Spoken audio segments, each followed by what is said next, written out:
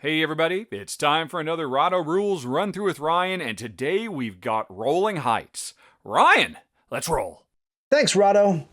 If one more construction worker lands on his head, we can finally finish this skyscraper.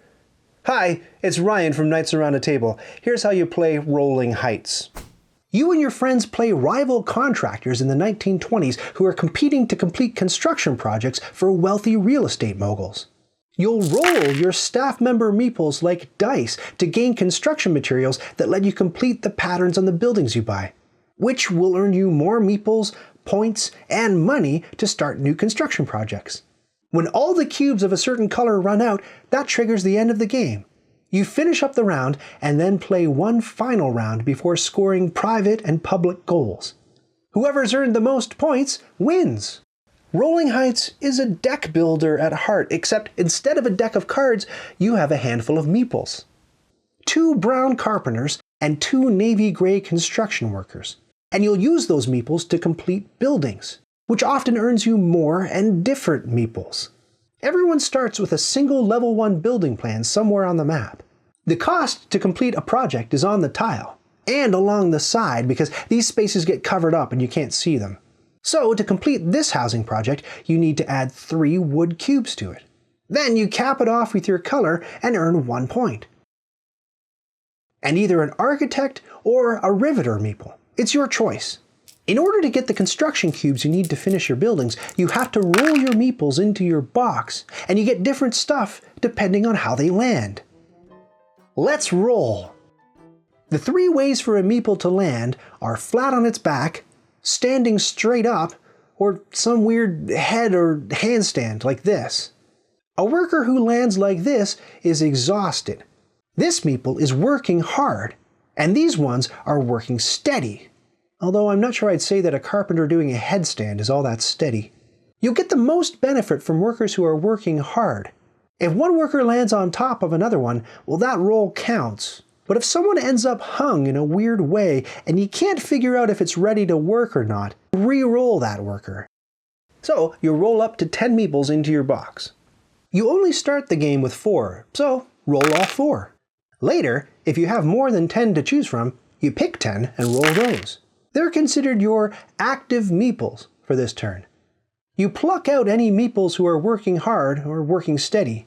You keep rolling the other guys until at least half of your meeples are working hard or working steady. So if you had an odd number of active meeples, say 5, you'd keep rolling and plucking until you had at least 3 working meeples, and then you'd stop. Well, let's say that later in the game you have 12 meeples. You pick these 10 and roll them. 3 of them are working hard or working steady. You're not quite at half, so you roll the remaining meeples, and 1 more is ready to work. Oh, still not at half. Roll again. Oh, everyone's tired. Well, you're not at half, so roll them again. Aha! 2 more want to work. Well, that's 6 meeples ready for action. You could stop there, but this is a bit of a push your luck game. If you want more meeples to work for you, you could scoop up your remaining meeples and re-roll them. Get to work, you lazy so-and-sos. You get to keep anyone who wants to work. Oh, great! Here's 1 more. You can keep rolling like this, pushing your luck, and keeping anyone who doesn't land sleepy. But if on any of those push your luck rolls, if every meeple you roll is flat on their backs exhausted, you go bust. Your workers are tired of being pushed to their limit, and they go on strike. You have to lose half of the meeples who are ready to work, rounded down. But you get a wild resource token as compensation. In order to keep downtime to a minimum, the rules say that everyone can roll their meeples while other players are taking their turns. Let's see what you can do with meeples who are ready to work. Let's build!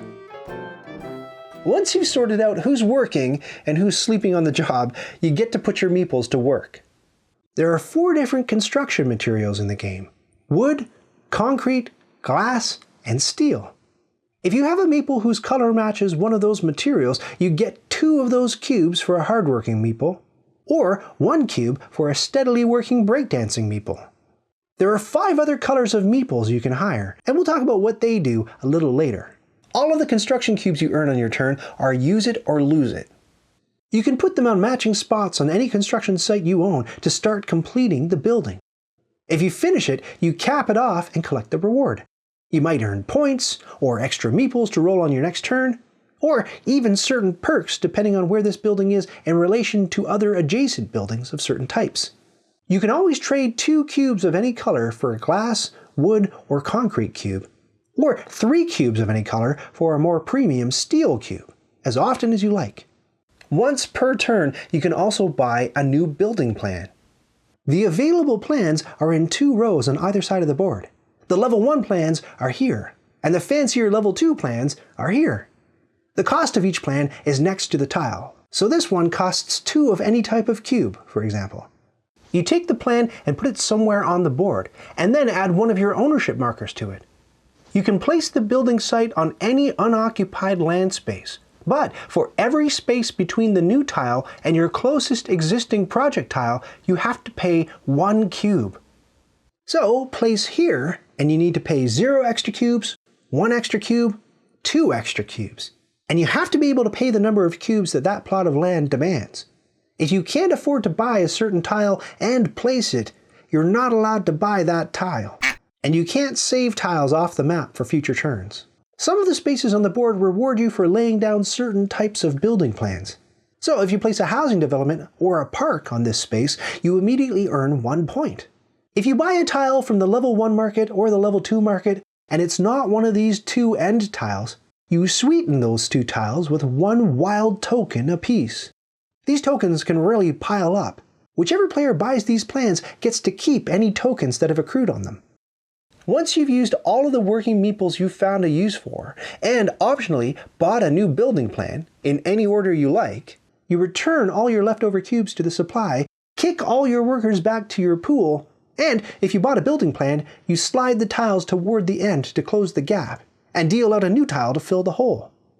If one stack is empty, take the new tile from the other stack.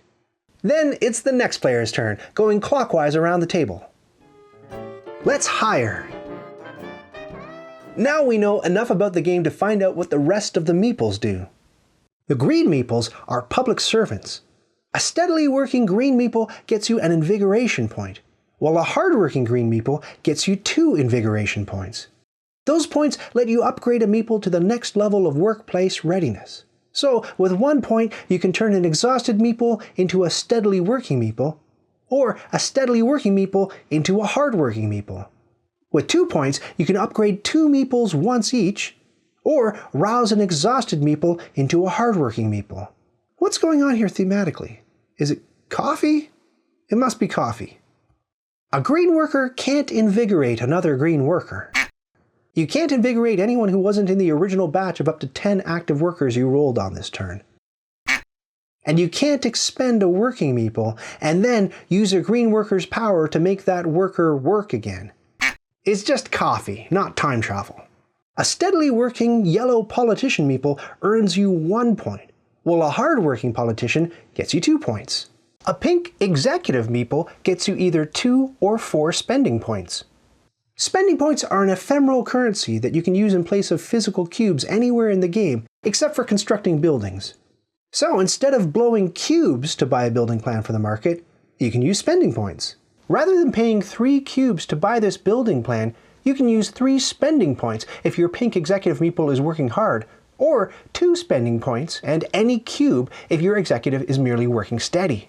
You could also apply your spending points to the cost required to put a building plan down on the map, or the cost required to space it out from your other buildings. If you have multiple execs working for you, you can potentially afford more expensive building plans, but you can still only ever buy 1 plan during your turn. And just like cubes, any unused spending points go away at the end of your turn. You could also spend these points on commodity trades. As we saw before, 2 points gets you any of these cubes, and 3 points gets you a steel cube. A city planner meeple who's working steady lets you re-roll your exhausted meeples and hang on to whoever's ready to work. You can't go bust on this free roll. A hard-working city planner lets you take an extra building plan for free. Each hard-working city planner you have lets you buy an additional building plan over your limit of 1 tile per turn. The cost of the bonus tile is free, and you don't have to pay any distance fees when you place your free tile, but you do have to pay any costs on the space itself. Now, the purple meeples are public figures, and they're interesting. If they work hard or steady, they don't do anything. Unless you've completed a building that has a purple meeple power on it. Here's one example. If your purple meeple is working steady and you've completed the Gambrel Museum, you get 1 extra spending power this turn.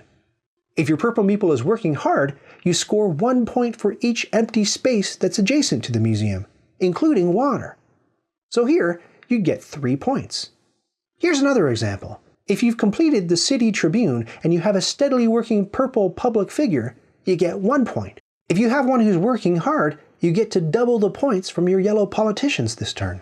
Multiple purple meeples can't use the same purple meeple power on the same turn. Each one has to use a different power. Let's score! The end of the game is triggered when any single color of cubes runs out. Then you introduce these orange cubes that stand in for any cube color for the rest of the game. You finish out the current round until the last player in turn order takes a turn, and then you loop around the table and do one more final round where everyone gets a turn. Hopefully you'll have already racked up a whack of points during gameplay, but there are a few more ways to score at the end. First, there are 3 public goals called ads that could swing your score either up or down, because a few of them actually take points away. So this one lets you choose the neighborhood with the most parks, finished or unfinished, and rescore one of your completed buildings there. A neighborhood is one of these 6 rectangular map tiles. This one gets you 5 extra points for every set of buildings containing a park, a housing unit, a factory, and a commercial building that you completed. But this one loses you 1 point for each of your buildings, completed or otherwise, in the neighborhood with the most factories. And those factories don't have to be owned by you in order for you to lose points from them. Next, you've been hanging on to 2 of these personal target tiles since the beginning of the game. Now's your chance to choose one of them and score it. Here's one that gets you 3 points per completed government building that's orthogonally adjacent to any of your completed parks. The parks have to be yours, but the government buildings don't. So you can piggyback an opponent's planning to earn yourself some points. If you choose this one, it lets you get 1 point per completed building you own that's orthogonally adjacent to water. Anytime your score marker passes the 50 points mark, throw a cap of your color on the space as a reminder to add 50 to your score. You also get 1 point at the end of the game for each wild token you've held onto. Whoever has the most points wins, and if there's a tie, whoever has the most meeples wins. And if there's still a tie, all tied players share in the victory. Let's begin! To set up the game, start with the scoreboard at the top of the table. Randomly build the map below it. The neighborhood tiles have an A side and a B side.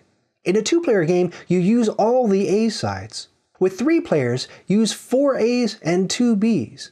And in a 4-player game, you go half and half. The B sides are more densely packed with land spaces than the A sides.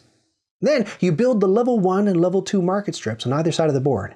Shuffle and stack the building plans and deal 9 tiles out to each side. Randomly select 3 ad tiles to use for this game and place them here. Group the meeples by color and the resource cubes too. In a 3-player game, remove 13 cubes of each color.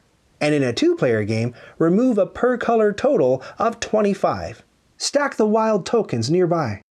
Each player gets a box to roll their meeples, 2 brown carpenters, 2 navy gray construction workers, and 2 randomly dealt target tiles.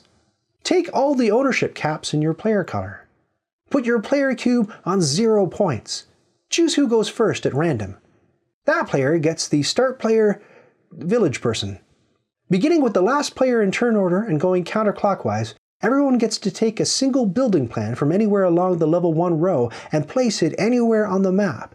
Just not on water, and not on any spot that costs cubes to place something.